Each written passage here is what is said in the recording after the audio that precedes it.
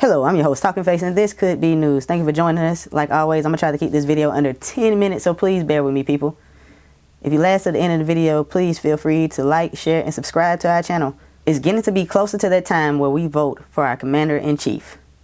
Now, whether you will vote for the incumbent president, Donald Trump, or for the Democratic Party, one of their candidates, that is on you. Me personally, Trump is my guy. One reason is because that he's doing a pretty good job as president, and another reason is Democrats have no one that can contest with him. All their candidates are terrible, crazy, socialist or communist, or underlying racist. Unchain Wall Street. They're going to put you all back in chains. Now, for this next few segments that I will be doing, I will just be breaking down or touching on candidates bit by bit. In today's video, it will be on the socialist Elizabeth Warren. Now, if you don't know, Elizabeth Warren is the spawn of Hillary Clinton and Bernie Sanders. You may try to figure out, how is this possible? Well, one, Hillary Clinton is Satan, and two, Bernie Sanders is 862. Elizabeth Warren is pretty much a terrible person. This one story that really got to me is when she was telling it on the news as if it was an inspirational story to help her campaign, but really it just showed that she was selfish, because a young lady came up to her and said that she only had $6 in her bank account, and she spent $3 of it on Elizabeth Warren campaign when she's a college student that needs to eat. A lot of voters that I know and that I've spoken with, they say that they do not want to vote for Donald Trump because he is a liar. Now, he tends to exaggerate the truth, and he's been known to tell a lie or two. But at the same time, these voters would say that their main option, choice A, will be Elizabeth Warren. And nobody lies more than Elizabeth Warren. She tells bold-faced lies. Like this one in particular that she told to a voter when she called her out on school choice, because apparently Democrats aren't for school choice. We don't have the same choice that you make for your kids, because I read that your children went to private school. My children went to public school. All you have to do is do a little research, and you can find out that Elizabeth Warren's children got private schooling. And that's not the only lie she told. For the longest time in Elizabeth Warren's career, she has gotten special treatment because she is claimed to be Native American.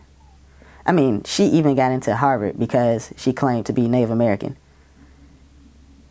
When it was discovered that she wasn't Native American, she didn't own up to it. She blamed it on family stories. But even at this time, she still had the nerve to say this. I never used my family tree to get a break or get ahead. I never used it to advance my career. And there are more lies on top of that from the past that are just coming up. To tell the truth, she seems a bit like a habitual liar. I don't think she can help it. Like even with this small little situation that came out between her and Bernie Sanders, who she pretty much stole her policies from, and they're just as equally terrible as coming out of her mouth as they are his. It leaked out from her campaign that a conversation between Elizabeth Warren and Bernie Sanders got a little bit awkward when Bernie Sanders supposedly said that a woman could not be president. And it was funny because the media ran with this. And even during one of the debates, CNN pulled this infamous stunt. Senator Sanders, I do want to be clear here. You're saying that you never told Senator Warren that a woman could not win the election. That is correct. And Senator Warren, what did you think when Senator Sanders told you a woman could not win the election? I disagreed. What's sad is Elizabeth Warren pretty much ran with this, even though she knows it was a lie. And there are receipts of Bernie Sanders saying that a woman can be president. It's really sad. Like, I have nothing against a woman trying to run for president. If there's a strong enough candidate that can run this country the best way possible that it suits out, and its primary focus is on the betterment of America and its citizens. I have no issue with a woman running for president.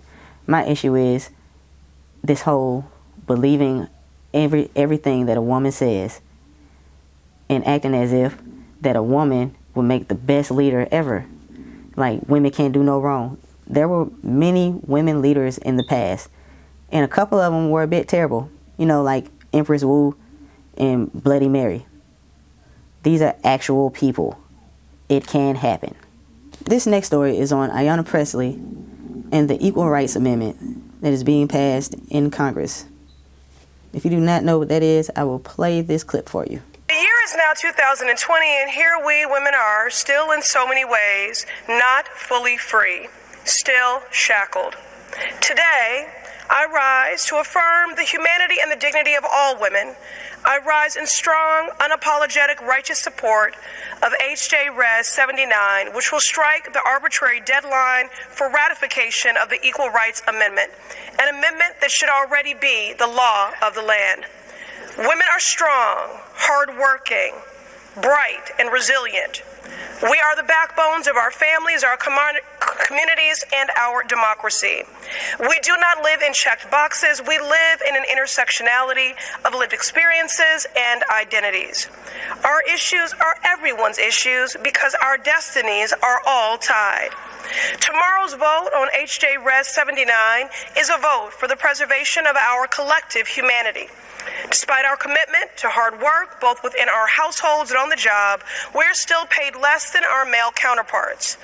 In addition to pay discrimination, we face pregnancy discrimination, discrimination in the criminal legal system, sexual and domestic violence, and inadequate health care access.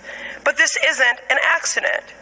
The American Constitution is sexist by its very design. This bill is redundant. And honestly, I'm going to leave information to explain this further, but there is some underlining work going on beneath the surface that we don't see, because there was no point to this. We have the same freedoms that were granted us by the Constitution. Women are billionaires in this country, millionaires, own land, companies, are CEOs. This was ridiculous, and it shows that there's nothing going on. And it was funny because Iona Presley said it in a cool tone and had a lot of words to make a nice salad, but this was ridiculous. But what do you think? Do you think, like, talking face, you're tripping, like, she needed to do this and this helps all women out everywhere? Or do you feel like me, like, no, what is going on with women in this country? Because I don't see any women slaves. Anyway, that's the video.